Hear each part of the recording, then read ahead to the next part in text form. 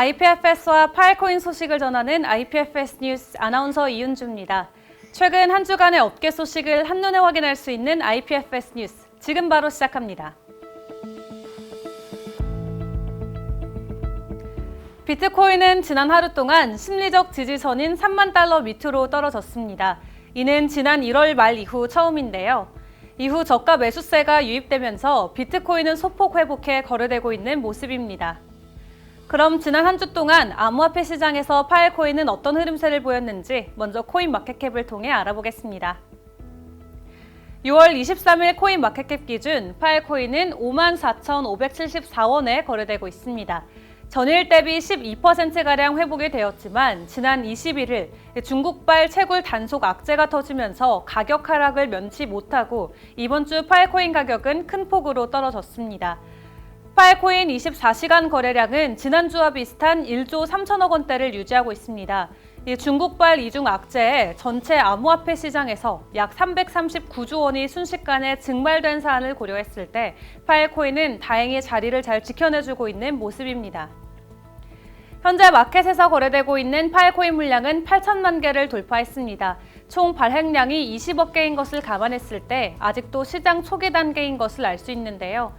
이에 코인 투자자들은 채굴 가능한 수량이 10%도 남지 않은 비트코인보다는 이제 막 채굴이 시작되는 파일코인의 성장 가능성이 높다고 판단해 이 파일코인 채굴 시장에 뛰어들고 있는 추세입니다.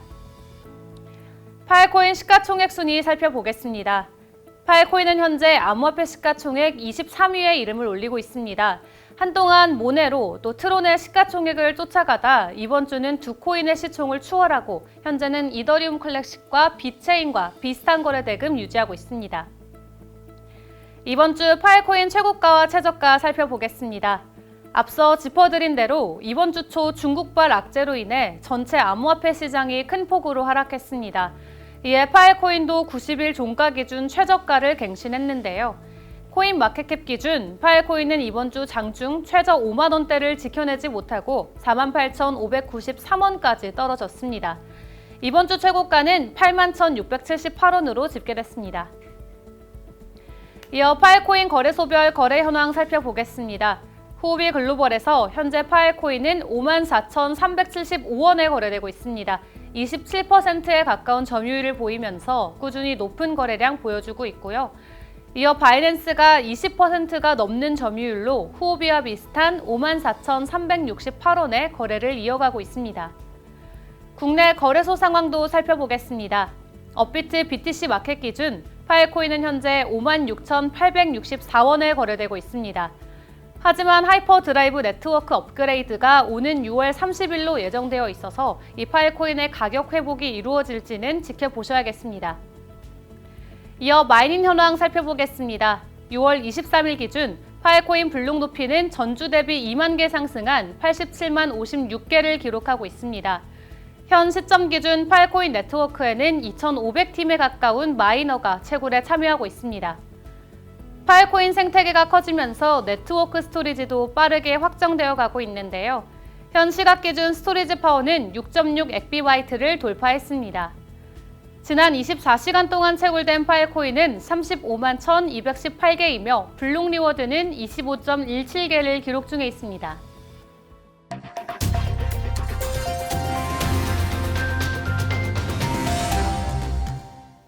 한 주간의 업계 소식을 전하는 소식을 부탁해 시간입니다.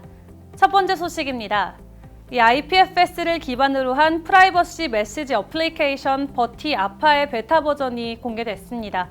버티 알파에서는 이름, 사진, 전화번호, 심카드, 인터넷과 같은 개인정보가 없이 개인끼리 메시지를 주고받을 수 있는데요.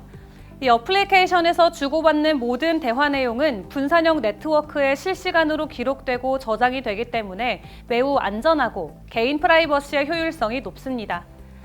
버티 알파 베타 버전은 현재 iOS에서 만나보실 수 있습니다. 다음 소식입니다. 파일코인 하이퍼드라이브 네트워크 업그레이드 실행을 일주일 앞두고 파일코인 버전 13 업그레이드에 대한 온라인 밋업이 진행됩니다. 오는 6월 25일 오전 12시부터 2시간 동안 진행될 해당 미트업에서는 이번 업그레이드가 무엇을 지원하고 새로운 변화를 어떻게 전략적으로 활용해야 하는지에 대한 방법도 심도 있게 설명할 예정입니다. 마지막 소식입니다. 세계 최대 NFT 마켓플레이스인 오픈시가 NFT 메타데이터 프리즈를 하는 기능을 출시했습니다. 이에 오픈시를 사용하는 NFT 크리에이터들은 IPFS와 파일코인을 통해 이 NFT 메타데이터에 대한 영구적인 링크를 생성하고 콘텐츠를 지속적으로 저장할 수 있게 됐습니다. 최근 이란에서 불법 암호화폐 채굴장이 무더기로 적발됐습니다. 이란 에너지부는 이란 전역에서 불법 암호화폐 채굴장 3,330여 곳을 적발했으며 채굴기 18만 8천여 개를 압수했습니다. 이로 인해 이란은 전력 부족으로 정전이 빈발해 천문학적 손해가 발생한 것으로 나타났습니다. 다음 주 IPFS 업계는 또 어떤 소식이 함께할지 기대하며 오늘 준비한 IPFS 뉴스는 여기서 마치겠습니다. 잠시 후 IPFS K법인 이주환 실장님 모시고 파일코인 슬링샷 2.3단계에 대해 이야기 나누는 시간 갖도록 하겠습니다.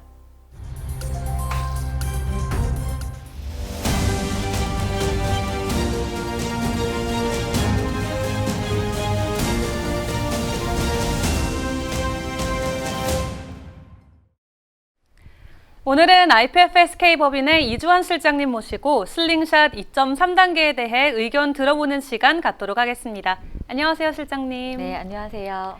네, 최근 슬링샷 2.3단계가 종료되고 2.4단계가 뒤이어 바로 시작이 됐는데요.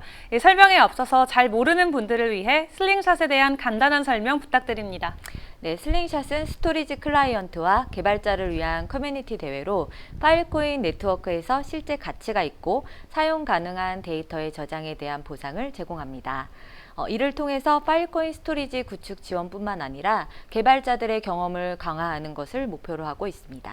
네, 그렇다면 최근에 종료된 슬링샷 2.3단계 결과가 아주 특별하다고 들었는데 이와 관련해서 또 자세히 설명 부탁드릴게요. 네, 슬링샷 2.3단계는 지난 3월 중순에 시작돼서 5월 14일에 종료를 알렸는데요. 그동안의 슬링샷 중 가장 생산적인 단계로 꼽을 수 있습니다. 약 2개월 동안 파일코인 커뮤니티의 여러 구성원들이 2.3단계에 참여를 했는데요. 25개 팀이 30만 개의 스토리지 거래를 통해 8.7 페비바이트의 데이터를 네트워크에 온보딩해 16만 5천 개의 파일코인을 보상받았습니다. 네, 그렇다면 이 2개월 동안 9페비바이트에 가까운 데이터를 네트워크에 온보딩했다는 말씀이시죠.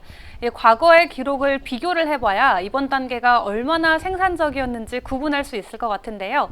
그렇다면 이제까지 슬링샷을 통해 온보딩이 진행된 총 용량은 얼마나 되는 거예요? 슬링샷 2.3단계 공식 종료일 기준 총 13.4 페비바이트의 데이터가 슬링샷을 통해 파일코인에 온보딩 됐습니다. 13.4 페비바이트 중 8.7 페비바이트라면 그 규모가 짐작이 가실 텐데요. 슬링샷 2.1단계에서는 0.8 페비바이트가, 2.2단계에서는 2.33 페비바이트가 네트워크에 온보딩 됐습니다. 이는 실질적으로 네트워크가 성장하고 있다는 것을 의미합니다. 네, 그럼 알려주신 수치대로라면 이 슬링샷 2.3단계만 전체 네트워크의 온보딩 데이터 중 65% 수준의 데이터가 파일코인 네트워크에 온보딩 됐다는 설명인데요. 그렇다면 이 슬링샷 아무 데이터나 온보딩이 가능한 건가요? 네, 그건 아닙니다. 파일코인 슬링샷에는 아무 데이터나 온보딩을 할 수가 없습니다. 현재 슬링샷 2.3단계를 포함한 그 이상의 단계에 적합한 데이터 세트는 총 60개인데요. 몇 가지 말씀을 드리자면 코비드19 공개 연구 데이터 세트, 무료 음악 아카이브, 구글 오픈 이미지, 3,000종의 쌀 개놈 프로젝트 등을 포함을 하고 있습니다. 네. 이 슬링샷에 온보딩 가능한 데이터가 따로 정해져 있었군요. 그럼 이 슬링샷 보상을 위해 지켜야 하는 규칙이 있다면 추가로 설명 부탁드릴게요. 네, 슬링샷 보상을 받기 위해서는 규칙을 따라야 하는데요. 프로젝트들은 앞서 말씀드린 선별된 데이터 세트를 파일코인에 저장해야 합니다. 프로젝트는 하나의 데이터 세트만 저장할 수 있고 여러 데이터 세트를 저장할 경우 새 프로젝트를 생성해야 합니다. 데이터 세트는 건당 최대 3개의 프로젝트 팀만 온보딩할 수 있고요. 또한 마이너는 4명 이상으로 구성된 팀이어야 하며 마이너의 조직은 서로 달라야 합니다. 한 마이너가 총 데이터의 30% 이상을 저장할 수 없는데요. 이는 마이너 한 명에게 지나친 중앙 집중화를 방지하기 위함입니다. 각 데이터의 복제본은 최대 10개 저장할 수 있고요. 해당 데이터는 최소 1년 동안 저장합니다. 네, 말씀해주신 이 규칙들을 다 지켜야만 자격이 주어진다는 거네요. 그렇다면 앞서서 이 총 25개 팀이 이번 단계에 참여해서 보상을 받았다고 말씀하셨는데 이 팀을 판단했던 기준은 어떻게 되나요?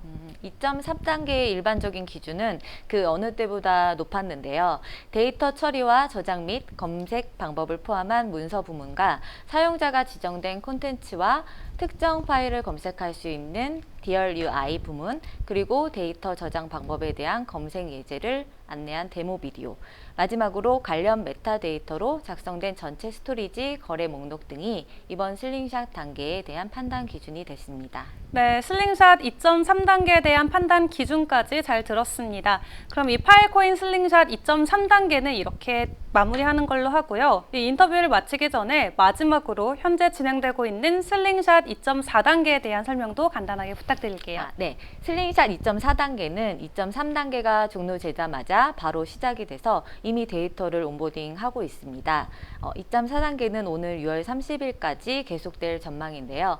이미 15페비바이트, 25K 파일코인 리워드 풀을 구축을 했고 20페비바이트에 가까운 데이터를 온보딩하고 있습니다. 2.4단계에는 회수 능력에 대해 초점을 맞출 예정이고요. 해당 단계의 서브 미션에는 2.3단계의 기준이 포함될 전망입니다. 네, 오는 6월 30일까지 이 슬링샷 2.4단계가 진행된다고 말씀해 주셨습니다. 오늘 이렇게 귀중한 시간 내어주셔서 감사합니다. 오늘 인터뷰는 여기서 마치겠고요. 다음 시간에도 이주환 실장님과 함께 파일코인 생태계에 대한 더 깊은 이야기 나누도록 하겠습니다. 시청해 주셔서 고맙습니다.